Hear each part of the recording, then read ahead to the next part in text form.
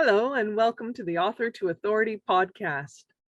I'm Juanita Wootton-Radko, podcast co-host and grammar guru with another Writer's Workshop. The Writer's Workshop features shorter episodes that focus on the nuts and bolts of the writing process. On today's episode, we're looking at in quotations. 3 ways to use quotations in your writing. But first, let's build our vocabulary with the word of the day, adamant. Adamant means unshakable or insistent, especially in maintaining a position or opinion. Another word for it would be unyielding. I was adamant that Sinbad had starred in a genie movie called Shazam, but it was actually Shaquille O'Neal in a movie called Kazam. Sometimes it seems like writing just flows out of your pen onto the page or your fingers to the screen almost effortlessly, as if by magic. Sometimes. More often, it requires hard work. But once in a while, you may find a passage that captures your idea so perfectly, you wish you'd said it yourself. You can, if you use a quotation and give credit to the original creator. Why would you use quotations in your writing? One reason, it sets the stage. Use quotes at the beginning of your piece to introduce an idea.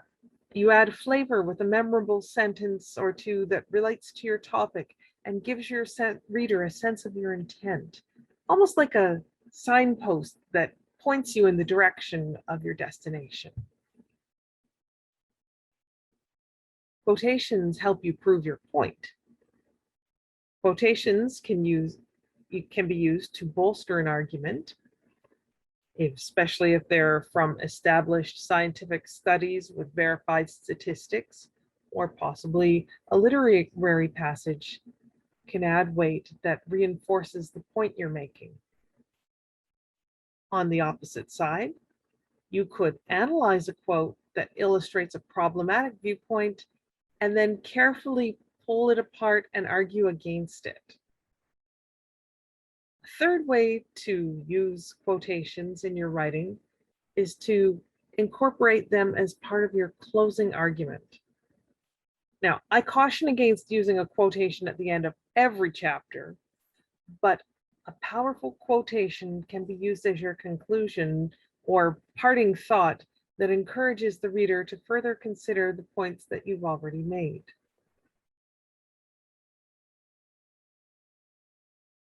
So here are some examples of how I've added quotations.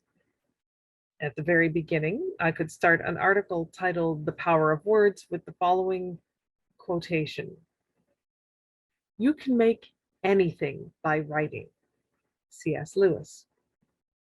The act of writing carries a mystique that is justly deserved, in particular the genre of science fiction. How wonderful it is to create entire worlds and travel beyond the stars. You can use a modified quotation inside a sentence. If I was writing an essay on creativity, I might use the same quote within a sentence to show my reader an example. So I haven't changed the content, just to clarify, but I've modified the order in which I'm going to describe things. Here's my example. C.S. Lewis, a contemporary of J.R.R. Tolkien, valued the immense creative potential of writing. You can make anything by writing, Lewis observes. If you need to include more information that's longer than 4 lines, you should use a block quote and indent the words so it's clear to your readers where the quotation begins and ends. Finally, as a bonus tip, there are occasions where you might wish to use just a portion of a quotation.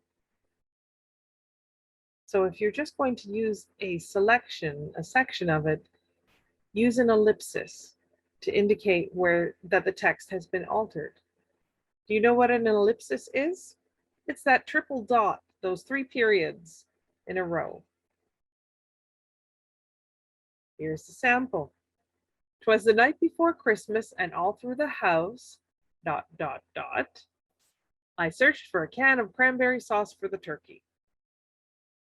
Now, I admit this particular example is one instance where one could argue this isn't a real quote or quotation, but a parody example for humor. So I could actually probably get away without quoting the original poem. But it worked as a simple, recognizable example. I found the material for today's podcast from a wonderful document written by Jerry Plotnick on the University of Toronto's Writing Advice website that gives several examples of how you can use quotations in your writing. You can read the full article at https://advice.writing.utoronto.ca. Hang in there and stick with it. Using quotations can give your writing support in an argument, illustrate your point, or simply give the language a little extra pizzazz. And who doesn't want that? It's all part of the challenging, creative process that gets you to your final goal, a professional, finished book that shares your message with the world.